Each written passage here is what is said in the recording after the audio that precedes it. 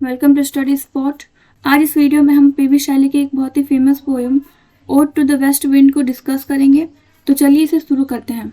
Odd to the west wind को P B Shelley ने 1819 में लिखा था और इसे 1820 में पब्लिश कराया गया था।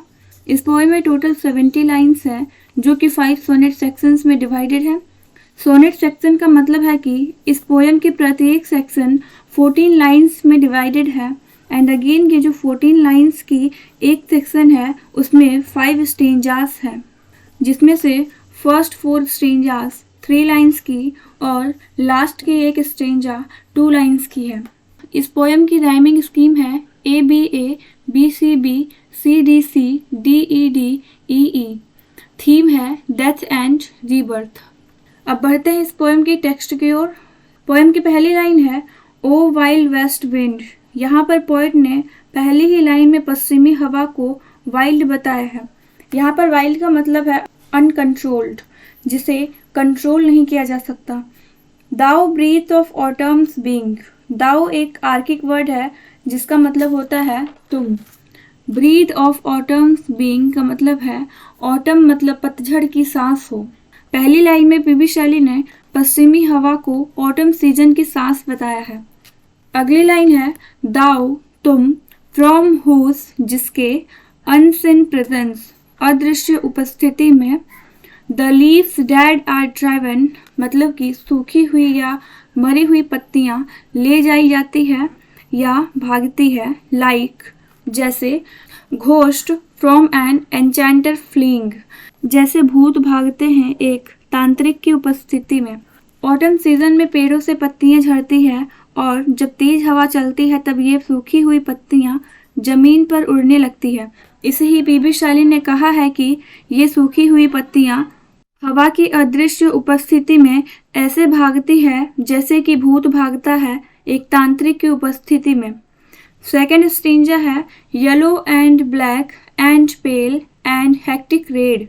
ये जो कलर्स हैं पीला, काला, हल्का पीला और लाल, ये सारे उन सूखी हुई पत्तियों के कलर्स हैं। Pestilence स्ट्रीकन multitudes. पेस्टिलेंस का मतलब होता है महामारी, स्ट्रीकन मीन्स त्रस्त, मल्टीट्यूड्स मीन्स भीड़, मतलब कि महामारी से त्रस्त भीड़।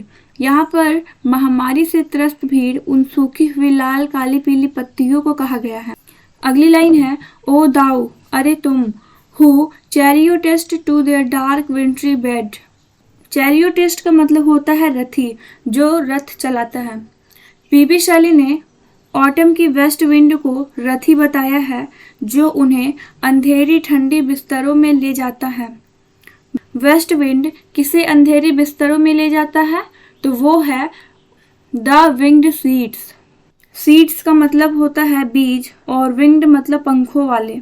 पता नहीं क्यों पीबी शैली ने सीड्स को पंखों वाला बताया है, क्योंकि सीड्स के तो पंख होते नहीं हैं, पर शायद हो सकता है कि पोएट ने बीजों को पंखों वाला इसलिए कहा हो क्योंकि ऑटम सीजन की पश्चिमी हवा पत्तियों के साथ साथ उन बीजों को भी उनके अंधेरी ठंडे बिस्तरों की ओर उड़ा ले जाती है।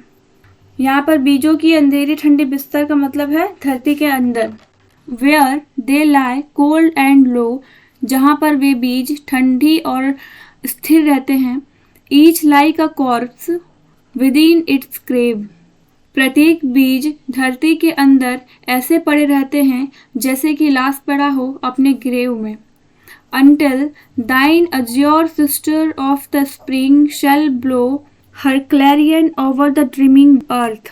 दाइन एक आर्किक वर्ड है जिसका मतलब होता है तुम्हारा या तुम्हारी। अज्योर का मतलब है हल्का नीला रंग। पीबी शैली ने स्प्रिंग सीजन को ऑटम सीजन की नीली बहन बताया है। वे कहते हैं कि ये बीज धरती के अंदर तब तक पड़ी रहेगी जब तक स्प्रिंग सीजन नहीं आता। स्प्रिंग सीजन के आने के पहले लगता है मानो पृथ्वी सोई हुई होती है, क्योंकि उस समय ना तो चिड़ियों का कोई चहल पहल होता है और ना ही पेड़ पौधों में कुछ खास फल फूल खिलते हैं। ऐसा प्रतीत होता है मानो प्रकृति सोई हुई हो और सपना देख रही हो। And filled with living hues and odors plain and hill।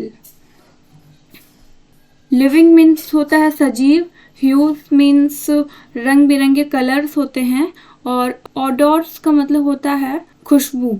Poet कहते हैं कि स्प्रिंग सीजन अपना बिगुल बजाते हुए आती है और मैदानों और पहाड़ियों को यह सजीव रंगों और खुशबुओं से भर देती है। अब ब्रैकेट वाली लाइन को देख लेते हैं। यहाँ पर पोएट ने लिखा है driving sweet birds like flocks to feed in air. Driving means ले जाना होता है, स्वीट मीन्स मीठा या फिर यहाँ कह सकते हैं खुशबूदार, बर्ड्स मीन्स कलियां और फ्लॉक्स मीन्स भेड़ बकरियों का झुंड।